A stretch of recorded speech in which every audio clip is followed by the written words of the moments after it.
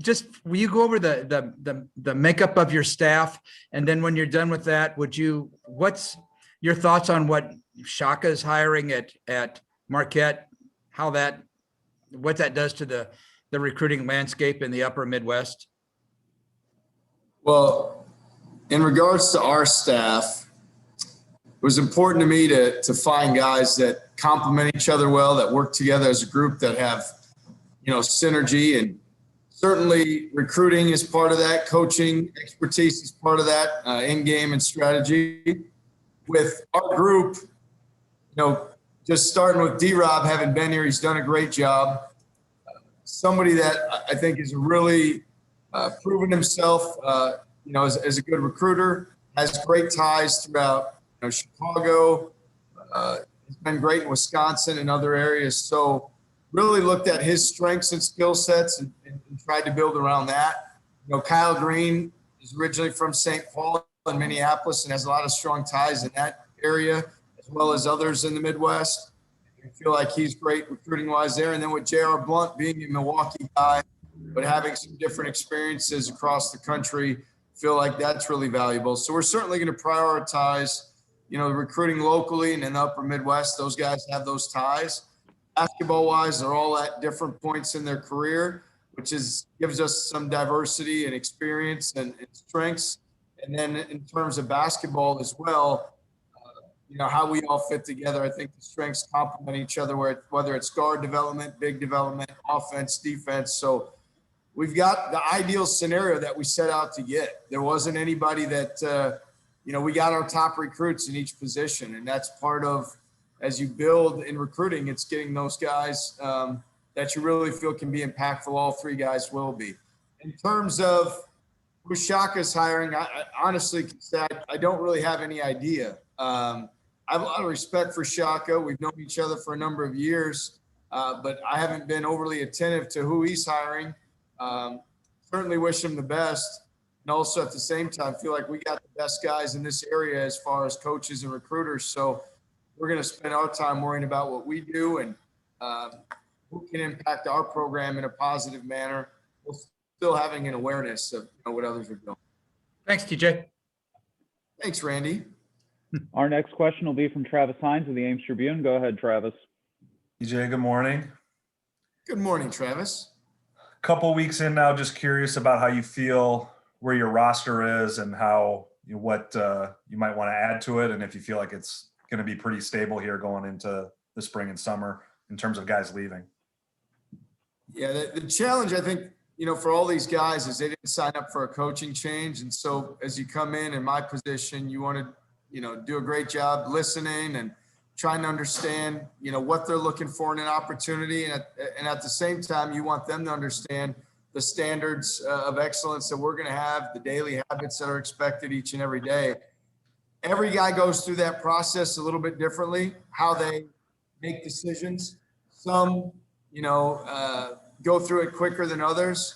At this point, we haven't gone to guys and said, like, we got to know for sure if you're definitely in 100%. It's been more of open dialogue, daily communication, trying to, tell our story, listen to their story, and those things are still fluid. As we get a little more clarity on exactly what individuals are doing, we'll certainly be transparent about that. If you evaluate the roster, from my estimation overall, we're definitely in need of some more physicality on the front line. We're also in need of shooting, 3-point shooting. And those are areas we're certainly addressing as we evaluate needs. But like you're kind of alluding to, part of it's really knowing, who's all staying. And again, for me, it's that blend of re-recruiting, yet telling the truth, being honest about how I see each guy's future. So we tried to, we had a Zoom with their parents on Monday evening. I think to, get to know them a little better, trying to have individual conversations each day. And as we know more concrete, we'll certainly communicate that. But right now there's a lot in flux. What, I know you were going to have a Zoom with Tyrese Hunter. Can you share a little bit about how that went or what his situation looks like? Yeah, I think it went really well. I mean, he's ideally what we look for as a point guard, as a playmaker. He's competitive. He's a winner. He's athletic, tough. He can make plays. A guy that can be a menace defensively and then offensively great in the open court. So felt like it went well. Again, similar to the others, how people make decisions. This is something he didn't think was coming. So we're trying to build that relationship, or at least I am from a head coaching standpoint, organically and over time. Even though we'd like it to be speed dating and we'd like him to go through it on our timeline, we know that's not always realistic. So felt like it went well. Hopefully there's more of them to come. And you know, we're excited about him and really believe in him. Think he'd be an impactful player for us. Thank you. Thanks. Great job on your facial hair, Travis. We're looking good. You're doing a nice job keeping it up there. Wait till you see the whole flow of the hair I got going pandemic here. Yeah, I'm trying to evaluate exactly what you got going on, but it's a little challenging with the lighting. So look forward to learning more about that soon. Yeah, we'll keep it for next time. Perfect. Covering all the important topics today. Our next question will be from Zane Douglas of the Iowa State Daily. Go ahead, Zane. Hi, TJ. I just wanted to know if JR or Kyle has talked to the players on the team at all, and if so, how'd that meeting go? So what we've done is, as those guys have gotten in, Kyle came in on Monday. You know, our guys are working out in the weight room. They have their academic, commitments, also getting shots, workouts in the gym. And so we've had it be more organic as opposed to an introduction of a coach. Just, that they can certainly see via social media, our website and things along those lines, who the coaches are. They're very aware.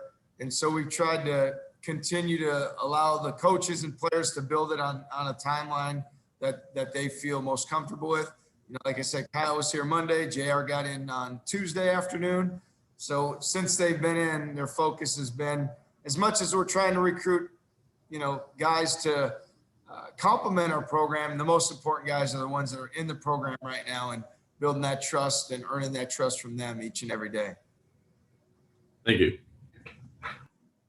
Our next question will be from Jared Stansberry of Cyclone Fanatic. Go ahead, Jared. Hey, TJ. I know you talked about needing to add some strength on the front line, and I think one of those pieces is Jazz. What do you see him bringing to the program for you guys? Yeah, what I like about Jazz is he's a guy that plays really hard. First, starting on the defensive side, he's really good laterally. I think he can guard multiple positions. He plays with a motor, which we value. His hands are always active defensively, which generates deflections, turnovers, things along those lines. And he's had some bigger rebounding games, especially late in the year, a 14 rebound game against Arizona. And that's something that, we need. Offensively, he's a guy that can, he can make a shot on the perimeter. He can stretch the defense out. Also, he has the versatility. It's not like he's at a deficit athletically. He can cut, he can slash, he can finish, he can at times post some smaller guys. So I think, as you look at his game, it's the completeness of his game. A guy who's played 3 years in the Pac-12 and really, and their last, he had an ankle injury for part of this year that hindered in the middle of the year. But if you look at the last 9 or 10 games, the season, a guy who's averaging 9.5 and 7 in another power conference, to me, that experience, and having 2 years left of eligibility will really serve us well. And just think, again, the shooting is a piece that really stands out because we've mentioned the need to address that. And it's one where we think that he can even be a better perimeter shooter than what he's demonstrated in the right situation. What have been your impressions of the guys that you already have in that group, George and Xavier? Well, with George, certainly there's the experience there. He was on a heck of a trajectory here and, still learning more about, how do we get him back on that path that he was once on of where he was climbing and running the floor well impactful defender. And so trying to work with him, understand that, listen to his story, and get him back to that place. With Xavier, he is ultra talented. I mean, he is a guy offensively that's really gifted, ability to stretch a defense, make plays, finish around the rim, athletic. Someone that as a coach, you really look at a guy like that, and if you make the right investment in him from a time standpoint and mentoring, coaching, and development, he can really be special. And so we're really excited about both guys. And, with Xavier, just someone that I think can really be a cornerstone type of player for our program over the long haul based on, his ability. Thank you. Our next question will come from Michael Swain of 24/7 Sports. Go ahead, Michael. Hi, TJ. Wanted to ask you about scholarships. I know it's really fluid at this point, but are you of the belief that keeping an open scholarship for kind of the mid-year transfers, or are you of the opinion that kind of filling up at the beginning of the year is the way to go? And I know a lot of that is very fluid too. Yeah, for me, it comes more down to finding the right guy. And if we find somebody that fits and can bring some positive things in the program, we wouldn't have any issue filling out all the scholarships. So it's that right blend of being intentional and disciplined, and yet having a tremendous sense of urgency to want to get the right guys. Right now, evaluating the roster, and we want guys that have work capacity. We want guys that are winners, that have been around winning. We want guys that have the daily habits. And, there's this transfer portal thing is kind of crazy because we're probably at around 1,100 guys in there, and shoot, there's probably a couple hundred more to come. So we'll continue to evaluate, but we want to make sure that we've asked all the right questions, done the research, understand the story of why they might be leaving the current program, and see if they're in alignment about the right things that we're about, rather than just looking at, hey, we need a 4-man, let's take a 4-man.